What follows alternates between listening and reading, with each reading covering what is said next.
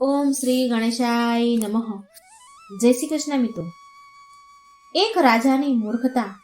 કેવી મૂર્ખતા કરે છે રાજા, એ તો તમને વાર્તામાં સાંભળવા મળશે.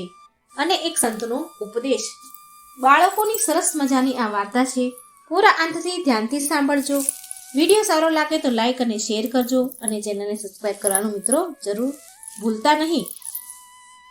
એક રાજા જે એની પત્ની પાછળ એટલો બધો ગાંડો ખેલો હતો કે એને ખોઈ દીધા પછી તો એ રાજાએ એના પોતાના બાળકોને પણ તરછોડી દીધા. તો શું મૂર્ખતા કરી, શું પરિણામ આવ્યું એનું, તો એ બધું જ આપણે આ વાર્તામાં સાંભળીશું. એક કૌશલ નામનું રાજ્ય હતું. તે રાજ્યમાં તેજ નામનો રાજા રાજ કરતો હતો. રાજા પ્રજાનું બહુ ધ્યાન રાખતો હતો અને પ્રજા પણ રાજાનું બહુ સન્માન કરતી અને પ્રજા થોડી રાજાથી ડરતી પણ હતી. રાજાની કમજોરી, સૌથી મોટી કમજોરી હતી તેની પત્ની વસુંધરા. રાજા તેની પત્નીને બહુ બધો પ્રેમ કરતો હતો. તેના વગર એક ક્ષણ પણ એ રહી શકતો નહીં. તેના વગર તો તે ગાંડો તૂર થઈ જતો. પછી એકવાર એવું બન્યું કે લગ્નના 3 વર્ષ પૂરા થયા અને 3 વર્ષ પછી વસુંધરાએ 2 જુડવા છોકરાને જન્મ આપ્યો. તે છોકરાના જન્મ આપતાની સાથે સુવાવડમાં વસુંધરા મરી ગઈ. રાજા તો પૂરી રીતે ભાંગી પડ્યો. હવે એ વિચારે છે કે વસુંધરા વિના હું કેવી રીતે જીવીશ. તે બહુ દુઃખી થતો અને ખૂબ રડતો અને તે તેની પત્નીનું મોતનું કારણ તેના 2 જુડવા જન્મેલા બાળકોને માનતો હતો. તે તેના છોકરા પર બહુ જ ગુસ્સો કરે, બહુ ક્રોધ કરે અને બોલે કે આ છોકરાએ જ મારી પત્નીનો જીવ લીધો છે, મારાથી છીનવી લીધી છે. હું તેને મહેસૂસ અને તેના મનહૂસ ચહેરા જોવા નથી માંગતો. આ તેના ચહેરા તો હું ક્યારેય નહીં જોઉં. રાજાએ તેના પ્રધાનમંત્રી હરિશ્ચંદ્રને આદેશ આપ્યો કે આને લઈ જાવ અહીંથી અને તેની નાનીના ઘરે મૂકીને આવો. હરિશ્ચંદ્ર બોલ્યા કે મહારાજ, કેમ આવું, શું કામ કરો છો તમે? તે કારણ જાણવા માંગતો હતો, પણ મહારાજ ગુસ્સે થઈ બોલ્યા અને ચૂપ કરાવી દીધો તેને અને કહે છે કે તમે સાંભળ્યું નહીં મેં શું કહ્યું? હવે આ વાત વિશે કોઈ ચર્ચા કરવા માંગતો નથી હું. મારો આદેશ છે અને મારા આદેશનું પાલન કરો. મહારાજ બહુ ભડક્યા. પ્રધાન બોલ્યું, સારું મહારાજ, જેવી તમારી ઈચ્છા. રાજા પ્રધાનને કહે છે, અને હા, એક બીજી વાત, મને મારા રાજ્યમાં કોઈ પણ બાળક દેખાવું ન જોઈએ. રાજ્યમાં એલાન કરી દો, રાજ્યના બધા બાળકોને ભગાવી દો, રાજ્યની બહાર કાઢી મૂકો. રાજાએ પ્રધાનને આવું એલાન કરવાનું કહ્યું. પ્રધાન બોલ્યું કે મહારાજ, આ તો ઠીક નથી, આ તો બરાબર નથી. બિચારો પ્રધાન ડરતા ડરતા બોલ્યો. પાછો રાજા પ્રધાનને કહે છે કે તારો મતલબ શું છે કહેવાનો? પ્રધાન બોલ્યો કે મહારાજ, પ્રજા તેના બચ્ચાઓ વગર નહીં રહી શકે, તેના બાળકો વગર તે મરી જશે. પછી રાજા તો વિચારમાં પડી ગયો અને કહ્યું કે સારું, ઠીક છે, તો બાળકોને રાજ્યની બહાર ન નીકાળો, પરંતુ તેનું બાળપણ સમાપ્ત કરી દો. પ્રધાન બોલ્યો, મહારાજ, હું કંઈ સમજ્યો નહીં, તમે શું કહેવા માંગો છો? ત્યારે રાજા કહે છે કે બાળકો તેનું બાળપણ છોડીને મોટા જેવું વર્તન કરતા શીખે. બાળકોનું ઉછળકૂદ કરવું, રમવું, ખિલખિલાટ કરવું બધું જ બંધ કરાવી દો. પ્રધાન બોલ્યો, પણ મહારાજ, આવું કેમ કરો છો તમે? રાજા બોલ્યો કે હું નથી ઈચ્છતો કે કોઈ મારા જુડવા છોકરાની યાદ અપાવે મને. તેની યાદ આવતા જ મારું લોહી ઉકળી જાય છે. મને મારી વસુંધરાની યાદ આવે છે. મને એવું લાગે છે કે મારું બધું જ લૂંટાઈ ગયું. પ્રધાન બોલ્યો. બિચારો માથું ઝુકાવીને ઊભો સાંભળ્યા કરે છે. તે કંઈ બોલી ન શક્યો. રાજા કહે છે, તમે પૂરા રાજ્યમાં એવું એલાન કરાવી દો, કહી દો કે મારા આદેશનું પાલન બધા બાળકોને કરવું જ પડશે. જે મારા નિયમોને તોડશે તે બાળકોને હું રાજ્યની બહાર કાઢી મૂકવાનો આદેશ આપું છું. તે બાળકોને બહાર કાઢી મૂકવામાં આવશે અને તેના માતા પિતાને પણ દંડ આપવામાં આવશે. રાજાના કહેવા પ્રમાણે પ્રધાને રાજ્યમાં એલાન કરાવી દીધું અને બીજા દિવસે નિયમ લાગુ પાડી દેવામાં આવ્યો. હવે રાજ્યની પ્રજામાં રાજાના આવા નિયમોને લઈને બહુ બધો ક્રોધ હતો. પ્રજામાં રોષ ભર્યો હતો, પણ તે પ્રજા રાજા સામે વિરોધ કરતી નહોતી, ડરતી હતી. છેવટે પ્રજાએ રાજાના નિયમોનું પાલન કરવું જ પડ્યું. તેમના બાળકોને જીવવાની બધી જ નવી રીત શીખવાડી દીધી. લગભગ 6 મહિના પછી રાજ્યમાં બાળકોની કિલકારી સાંભળવાની બંધ થઈ ગઈ.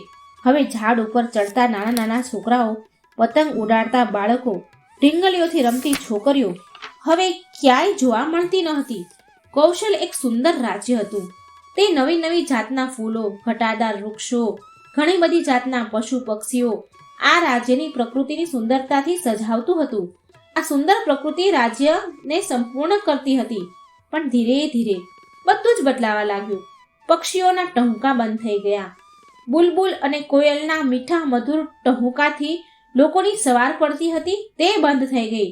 મોરના ટહુકા, ગાયના વાછરડાની ઉછળકૂદ પણ બંધ થઈ ગઈ. લચકાદાર કેરીઓના, આંબા, ફળોના વૃક્ષો બધા જ સુકાઈ ગયા. જેમ જેમ સમય વીતવા લાગ્યો તેમ તેમ પ્રકૃતિની હાલત બહુ ખરાબ થવા લાગી. વરુણ દેવ પણ આ રાજ્યથી રીસાઈ ગયા, જેના કારણે વરસાદ પડતો બંધ થઈ ગયો. પાણી વિના ખેડૂતના પાક બગાડવા લાગ્યા. આખા રાજ્યમાં હાહાકાર મચી ગયો. પછી એક દિવસ પ્રધાને રાજા તેજને રાજ્યની હાલત વિશે બધું વિગતવાર કહ્યું. બધી જ જાણકારી આપી. રાજા પ્રધાનની વાત સાંભળીને રાજ્યમાં ઘોષણા કરાવી અને કહ્યું કે આપણા ઉપર દેવતાઓ ક્રોધે ભરાયા છે. એવું લાગે છે આપણે દેવોને શાંત કરવા પડશે. અનુષ્ઠાન, પૂજા પાઠ, હોમ હવન કરવા પડશે. મારો વિશ્વાસ છે કે ભગવાન આપણી સહાયતા જરૂર કરશે. આપણે પૂજાનું ભવ્ય આયોજન કરવું પડશે. પછી રાજા અને રાજ્યની બધી પ્રજાએ મળીને 11 દિવસ સુધી હોમ હવન, પૂજા પાઠ કર્યા.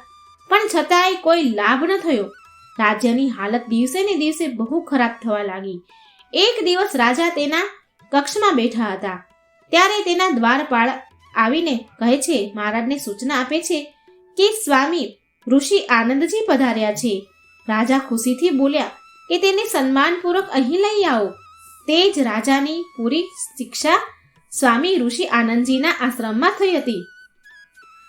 5 વર્ષ પહેલા સ્વામી હિમાલયમાં તપ કરવા માટે ગયા હતા. ત્યાર પછી તેમના વિશે કોઈને કંઈ ખબર જ ન હતી.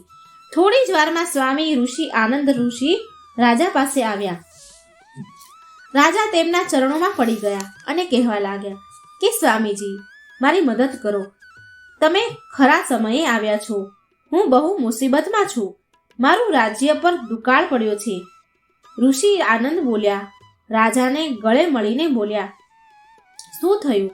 રાજાએ પૂરી ઘટનાની વાત કરી અને કહે છે કે મેં તો મારા જોડવા બાળકો જે હતા અભિશાપ હતા, તેમને તો મેં કાઢી મૂક્યા. પણ હજી સંકટ મારા રાજ્યમાંથી નથી જતું. મારી પ્રજા હેરાન થઈ ગઈ છે.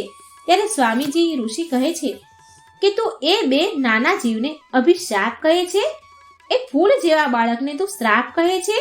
અભિશાપ તે બાળકો નથી, પણ તારી મૂર્ખતા અને અજ્ઞાનતા છે. જો તારી બહાર નીકાળવાની હોય, તારે કઈ બહાર નીકાળવું હોય ને, તો તું પોતાની તારી મૂર્ખતાને નીકાળ. રાજા બોલ્યા, સ્વામીજી તમે આ શું કહી રહ્યા છો? મને કંઈ સમજાયું નહીં.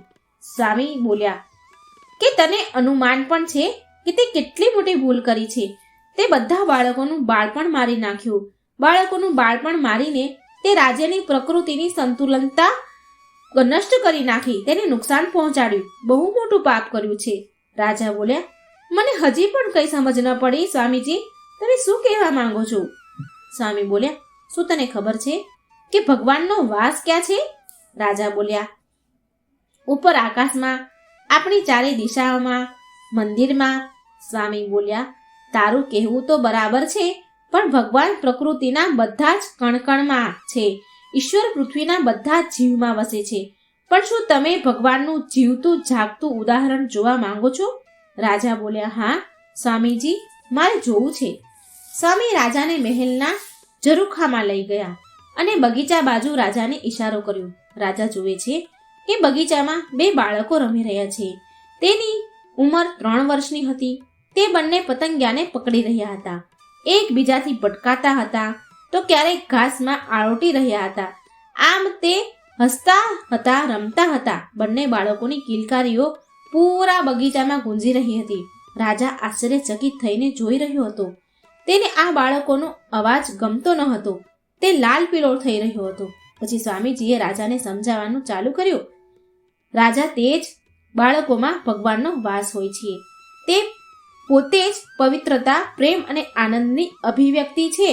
કોઈ વાર ધ્યાનથી કોઈ બાળકને નિહાળજો, ધ્યાનથી તેની આંખોમાં જુઓ. તમને એમાં ક્યારેય છલ કપટ નહીં દેખાય. દરેક બાળક પ્રસન્નતા, આનંદ, પ્રેમ, ખુશીનું પ્રતીક છે. બાળકનું બાળપણ ખતમ કરીને તે ખુદ પરમાત્માની ઉપસ્થિતિનો બહિષ્કાર કર્યો છે. અને જો ભગવાન જ ચાલ્યા ગયા તો શું માં પ્રકૃતિ અહીં રહી શકે ખરી? તેના જ પરિણામ રૂપે આ સ્વર્ગ જેવી ધરતી હર્યા ભર્યા છે. બગીચા, ફૂલ, ફળ, ઝાડ, વૃક્ષ ઉજ્જડ થઈ ગયા છે. બસ ખાલી તારા રાજ્યમાં જીવતા જાગતા મુર્દા રહી ગયા છે. રાજા કહે છે કે હું મારા જુડવા બાળકો ઉપર બહુ ગુસ્સે હતો. તેમણે મારી પત્ની વસુંધરા મારાથી દૂર કરી દીધી. સ્વામી કહે છે કે તારી મૂર્ખતા હતી. તારી પત્નીની આવી રીતે મૃત્યુ થયું તે તેના ભાગ્યમાં હતું. તું તે બે નાના માસૂમ બાળકો પર આરોપ કેવી રીતે લગાવી શકે? તે નાના બાળક તેની જનનીને કેવી રીતે મારી શકે? બતાવ મને. પછી રાજા જમીન પર માથું પકડીને બેસી ગયો. તે શર્મિંદા થતો. તેને શરમ આવી એના કર્યા ઉપર અને કહે છે કે મેં આ શું કરી નાખ્યું? મને તો એ પણ નથી ખબર કે મારા બાળકો ક્યાં છે. 1 વર્ષ પહેલા મને ખબર મળી હતી કે એક સાધુ તે બંને બાળકોને તેની સાથે લઈ ગયા હતા. ત્યારે સ્વામી બોલ્યા, હા, તે સમયે જે સાધુ તારા બાળકોને લઈ ગયા હતા અને તે જ તારી પાસે લઈને આવ્યા છે. તે જુડવા બાળકો અત્યારે તારા બગીચામાં રમી રહ્યા છે. એ તારા જ બાળકો છે.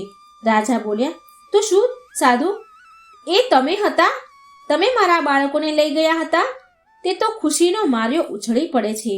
રાજા, ત્યારે સ્વામી કહે છે, હા, મને તારા વિશે, કૌશલ દેશની પ્રજા અને હાલત વિશે થોડા સમય પહેલા ખબર પડી હતી.